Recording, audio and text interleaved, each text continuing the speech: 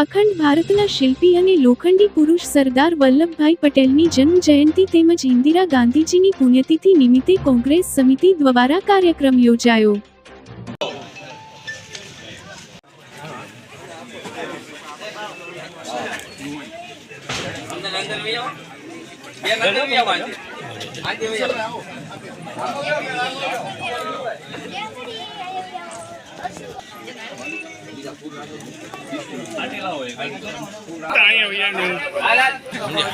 ગ્રુપમાં ફોટો લઈ લો।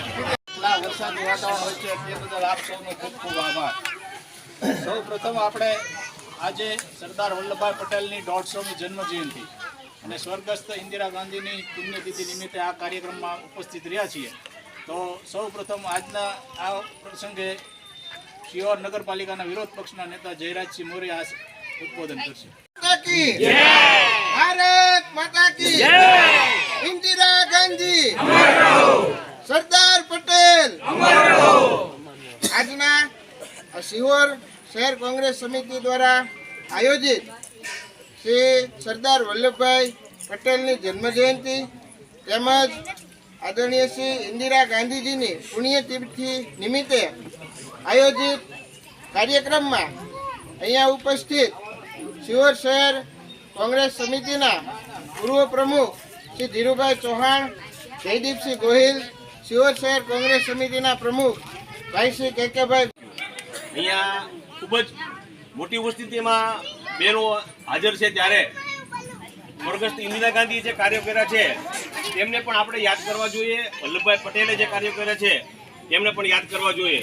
અને આપણે આજે સૌ સરકાર દ્વારા પણ એવું એક મિશન ચલાવવામાં આવ્યું છે કે ભાઈ આપણે સૌ સોગંદ લઈએ। આપણે તો અમે સૌ કોંગ્રેસના કાર્યકરો અને આપ સૌ પણ એક સોગંદ લ્યો, શપથ લ્યો કે આપણે સૌ રાષ્ટ્રીય એકતા માટે, અખંડિતતા માટે કામ કરશું।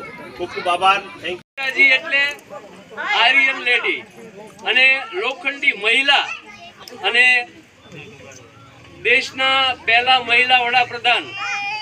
હવે જ્યારે 1971ની લડાઈ થઈ આપણે પાકિસ્તાન સાથે, ત્યારે એક જ ઝાટકે બાંગ્લાદેશને જુદું કર્યું એ ઇન્દિરા ગાંધી। 65 રજવાડા હતા, અલગ અલગ ભારત દેશ વહેંચાયેલો હતો, તેને એકત્રિત કરીને ભારત દેશને એક બનાવ્યો અને એણે દેશ માટે જે કાર્ય કર્યું છે, બારડોલીમાં સત્યાગ્રહ કરી અને એમને સરદારનું બિરુદ આપવામાં આવ્યું।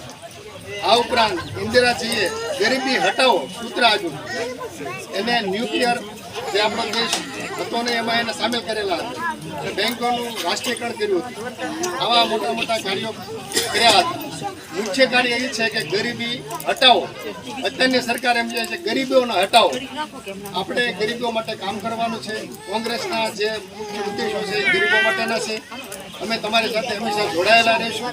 કાંઈ પણ કાર્યક્રમ હોય, કાંઈ પણ તમારી જરૂરિયાત હોય, કાંઈ પણ તમે મુશ્કેલીમાં હો તો મારી ઓફિસ મામલતદારની સામે છે, કોઈ પણ આવી શકે છે। એકતા અને અખંડિતતા માટે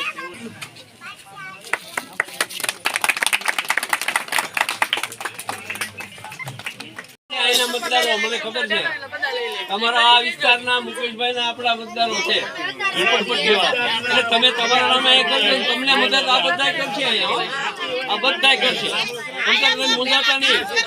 એ બધું જે